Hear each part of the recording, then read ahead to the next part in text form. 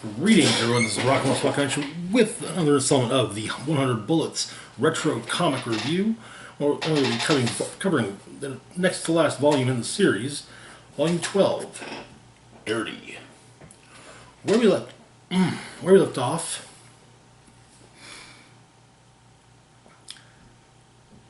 Dizzy was with Graves.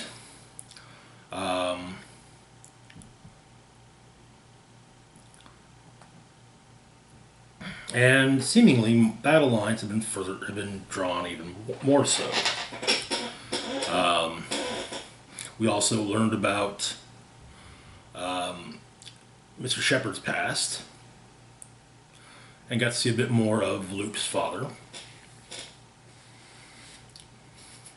But as of right now, all the Minutemen have been activated, or killed, or both. Which brings us to Dirty. So Dirty begins with Sigmar Rome, the owner of a casino, being called to because of a situation at the casino. The situation has led to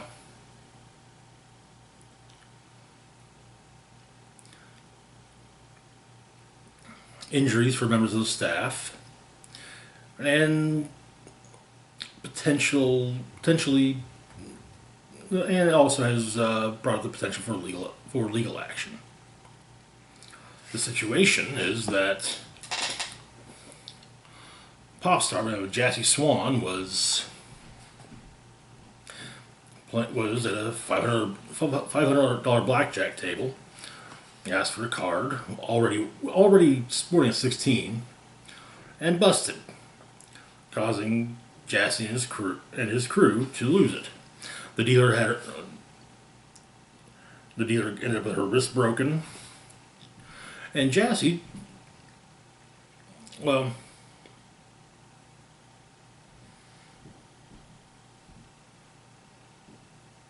he doesn't really think it's a big deal. In fact, one of the members of his crew kind of says that this is actually the kind of publicity that Jassy's fans eat up. Sigmar, however, explains that the story of what happened will not get out. He owns the casino as well as the label Jassy's on, and the radio and cable stations that Jassy needs to sell his records.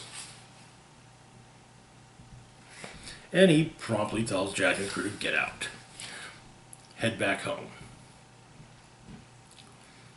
However, Jassy has a show. But Sigmar explains that the show's been canceled. And so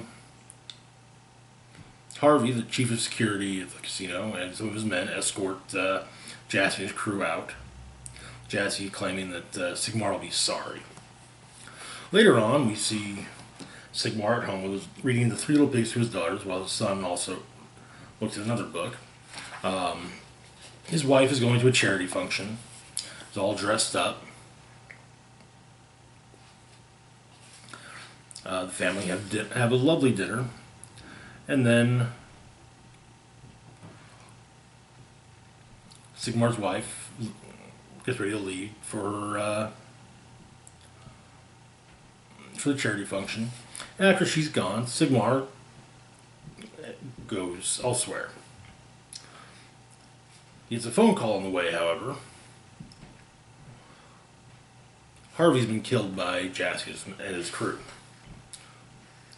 And so it's explained that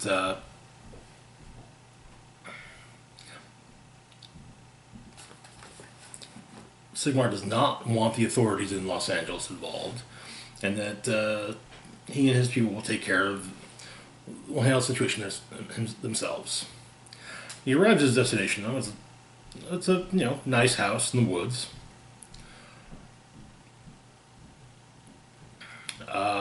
And there's an associate of Megan Dietrich's present, a young woman named Kate.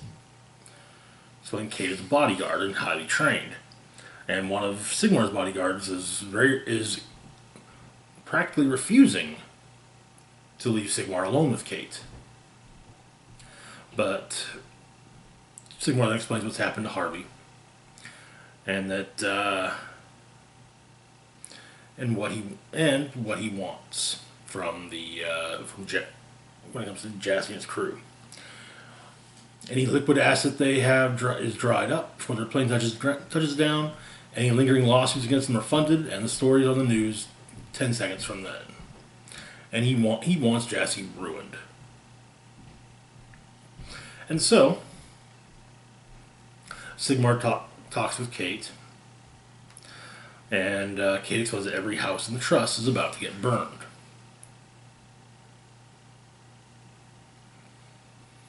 And turns out there was another reason for Sigmar to desire to be left alone with Kate, as the two of them are also having an affair.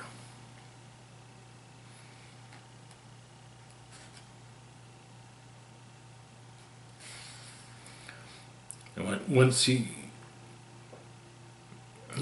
told that houses of Augustus and Javier are joining together,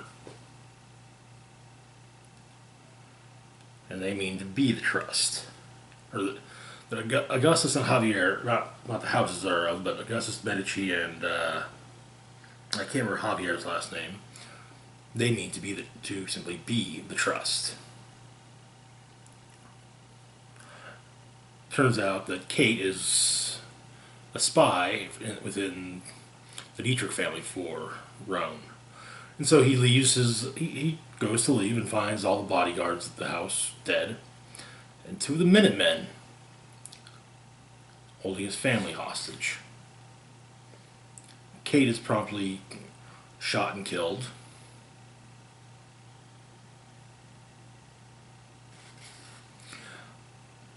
As is Sigmar's family, and then Sigmar himself. At the end, we see that the two Minutemen present were Victor Ray and Ronnie. And that is where the first part of the story ends. The next one largely takes place in gyms. Benito Medici and Crete spar a bit. Well, Benito is basically, sparring partner of sorts for Crete, while Crete asks Benito about his trip to Mexico. At a gym, we then cut to a gym where there's a self-defense class being taught by a young blonde woman. After the class is over, one of the students comes to her and thanks her, explaining that she wasn't able to sleep after what happened to her.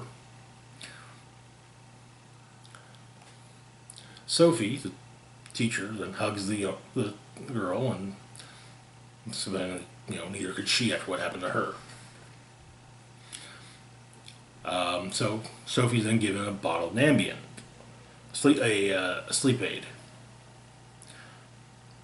as her student no longer needs it. She can sleep fine on her own.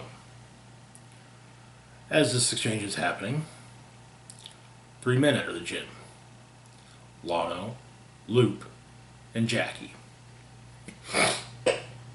Back at the Medici estate, Augustus is cooking a lamb on the beach.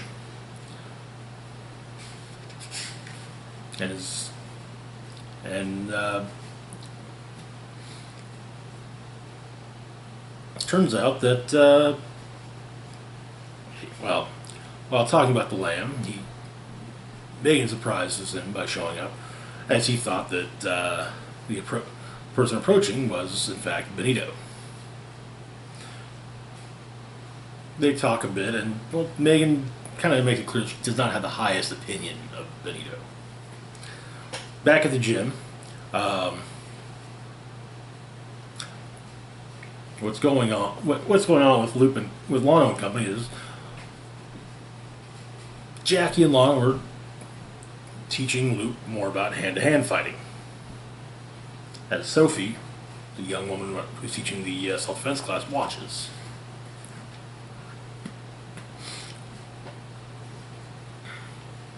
Lano opts to part to leave Loop and Jackie because he's in favor of hitting the sauna.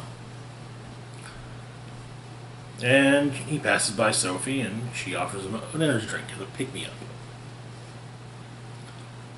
Back with the Medicis and Megan Dietrich.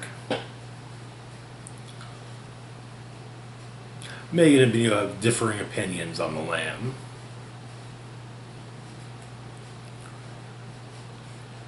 Benito and Megan snipe at each other a bit, and then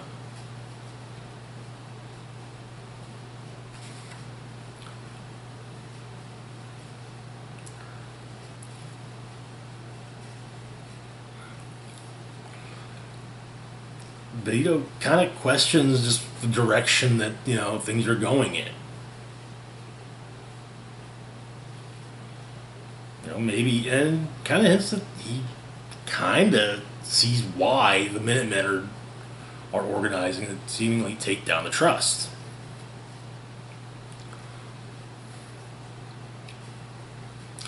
Back at the gym,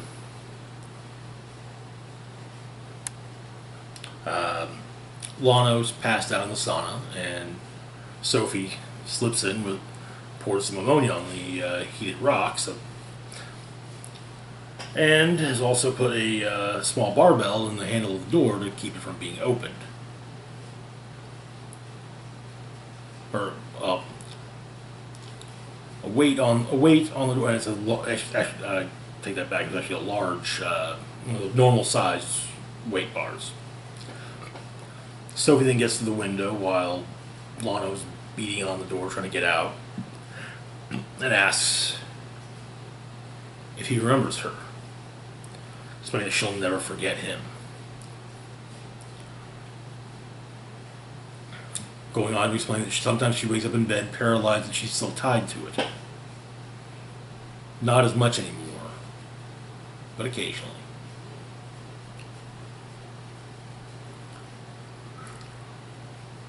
And she says that, she bets that Lano hasn't thought about her since he stepped over her boyfriend's body and walked out the door.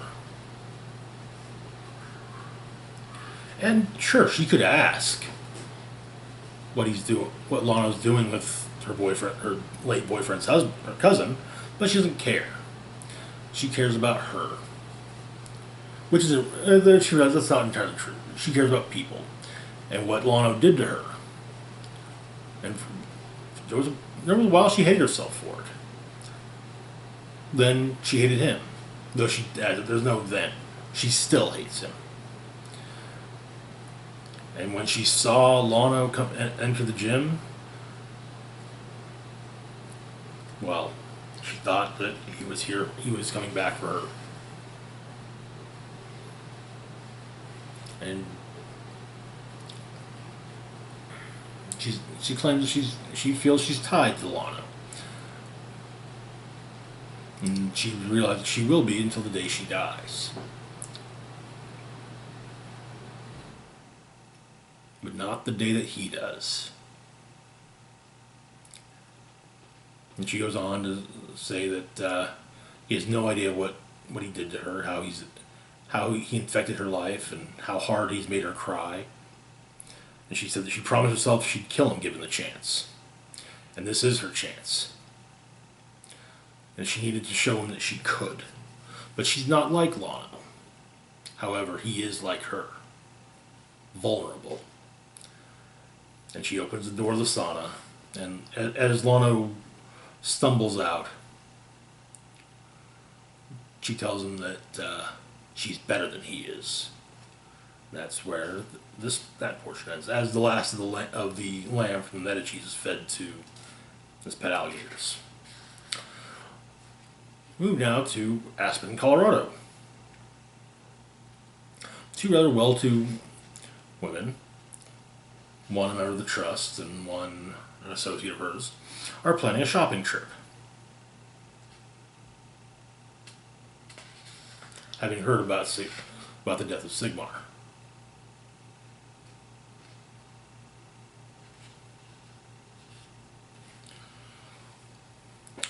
There's also around that same time that they're discussing their shopping trip and Sigmar, a couple is pulling out in a beat up car with a young boy in the back seat holding the boy's apparently bloody baby brother. That night at a strip club, one of the dancers and the bartender are watching the news on the TV. The dancer in question has been drinking quite a bit that night, and because on account of what she'd seen that day. Also at the bar is Victor Ray, who's just having a drink, when an associate of his comes up and hands him a piece of paper with the name of a motel and a room number on it.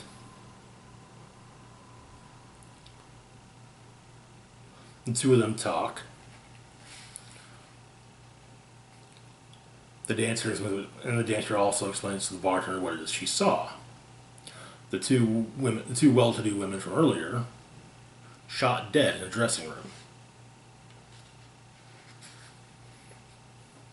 Wasn't on the news though. One of them was a woman named Helena Cotillas, a member of the trust.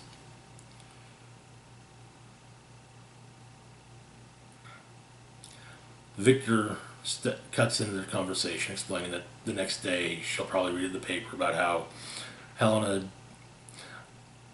died after a long battle with cancer, or some other noble bullshit that kills the rich.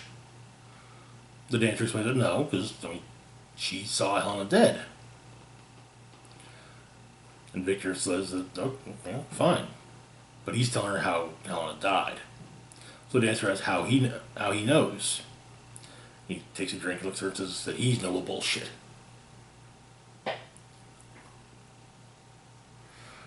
And the more the dancer talks, Victor and his associate basically kind of drop the hint that maybe she should just, stop talking about it, else she'll become a suspect.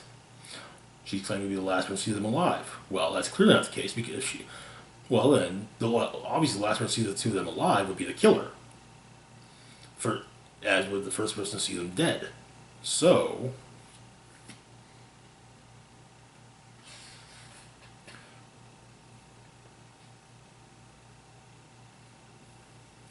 and she describes a guy that, who would most likely have done it. Rocky's cap, sunglasses, maybe a tracksuit suit and sneakers. Didn't look like anybody.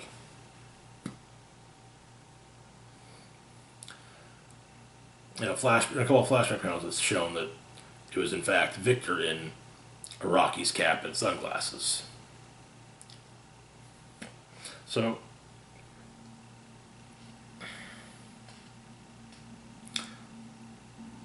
Victor's associate leaves. Victor has finishing off his drink when the bartender offers to buy him around, suggesting that maybe after another drink, maybe the problem he has to solve will go away.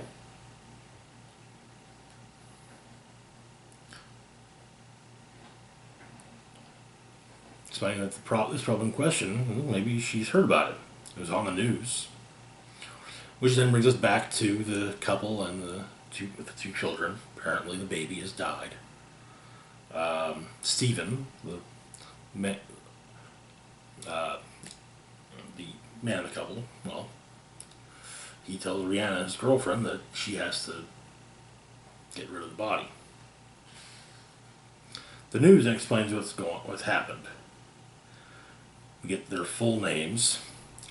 Stephen Earl Marshall, the father of 5-year-old Justin Towns, the young boy that is with them, along with his girlfriend Rihanna Sharp, are sought in what authorities are calling the most brutal homicide in Aspen's history. The details going on to say that Marshall had been involved with Tamara Towns, Justin's mother, and according to neighbors was the father of Tamara's unborn baby. Miss Towns' other two children, a 1- and 3-year-old, were found dead in the apartment building's washing machine. The police found Miss Town in the bathroom of her apartment, stabbed multiple times. Her abdomen had been cut up with a pair of scissors, and her 8-month-old unborn child ripped from her womb. While this is being said on the news, Victor Ray shows up and embeds a fire axe in Stephen's head before going into the motel room bathroom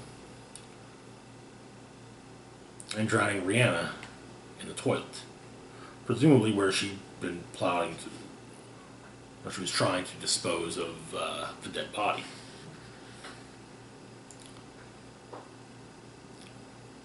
Victor then leaves with Justin and meets Graves and Dizzy outside. Graves congratulates him on a job well done with Helena Cotillas. But does call into question his methods of dealing with who he just took down. And the limo leaves, and that is where that portion of the story ends. Next part begins in an importer. Ronnie is basically wading through the place, taking out security as he goes.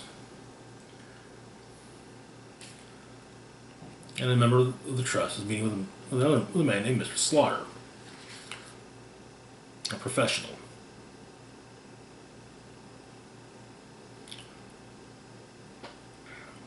Miss Darcy, the trust member, is explaining that is basically telling Slaughter what's going on, and that she gets the feeling that she's next on the list of people to be taken out by Graves and company.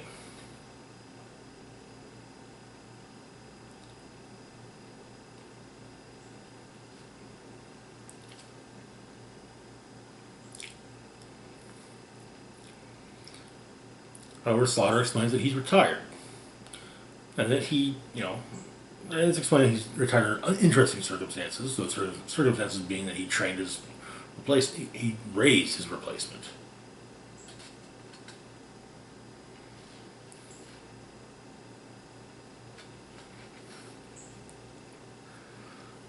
And it's hinted that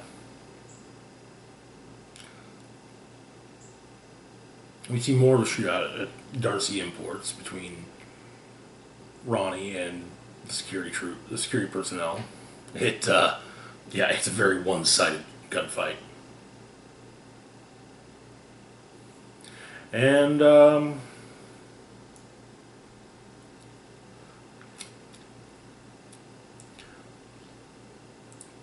basically, Darcy wants to hire Slaughter to take care of the Graves problem.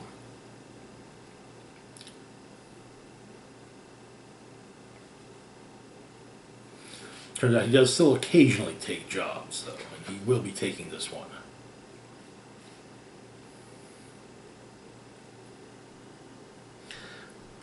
And then cut back and forth between Darcy and Slaughter and Ronnie as he arrives in the office at Darcy Imports, finding it empty. That night, Slaughter and his family have dinner. Meanwhile,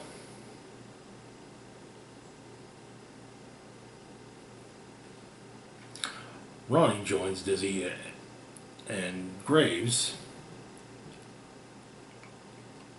at a small restaurant. Or Remy, not Ronnie, Remy. Graves asks if they're done, and Remy explains that they're not.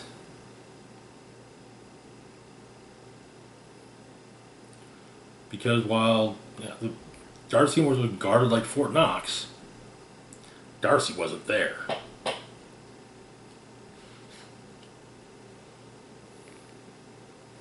And so back with Slaughter, he tells his wife he's taken a job and he's going to take care of it.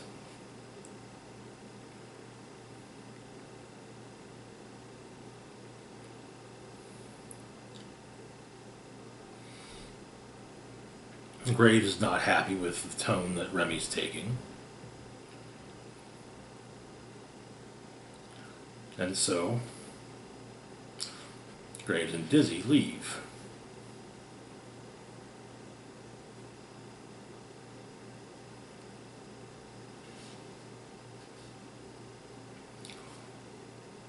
While Slaughter prepares his, in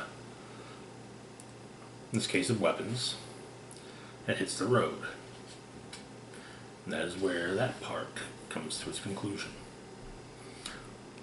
We then pick up with some friends walking by a small record store. One of them's leaving soon, and they kind of want to hang out, but the one's leaving. He's got to get home, deal with the parents. With being his last night at home, he rides his bike away, and someone in a ball cap shoves him off the bike, and then shoots him square in the head. Just leaves. At the boardwalk in Atlantic City, Cole Burns is having a beer with Mr. Branch.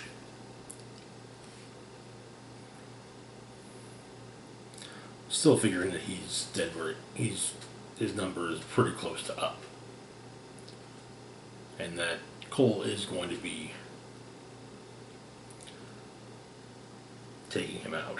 But Cole had Branch perform gather some intelligence for him.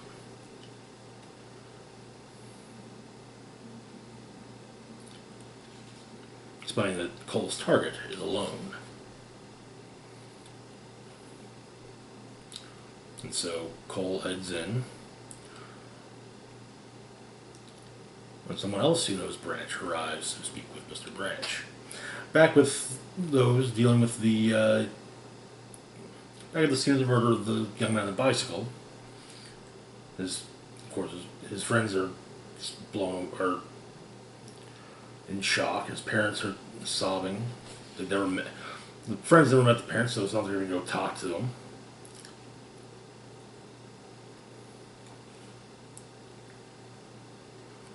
And it turns out that the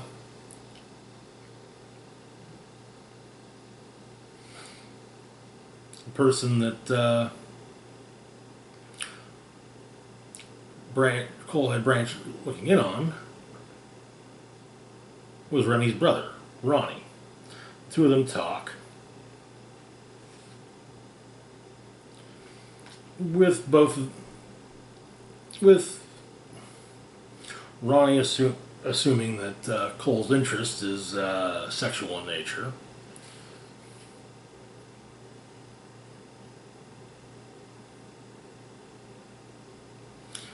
And then finally, Cole explains to Ronnie that he was sent by Agent Graves.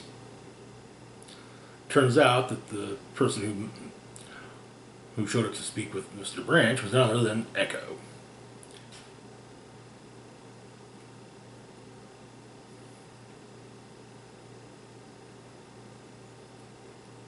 And they talk a bit on the bench. We also get the cops talking to the dead young man's friends about what happened, and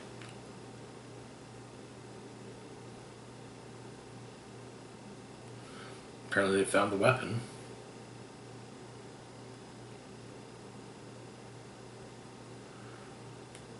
And they've got someone who's confessed to it and simply said that he was in the way.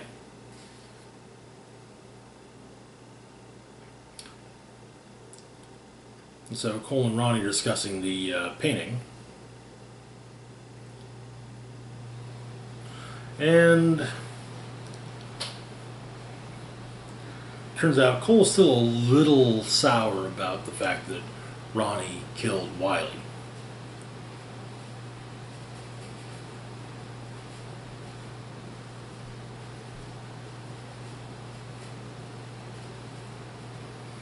And kind of get the idea that maybe Cole is planning on killing Ronnie to get back at Remy.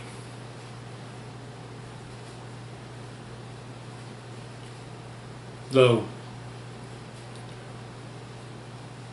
with Cole's gun to his head, Ronnie does explain that, Remy is a dick.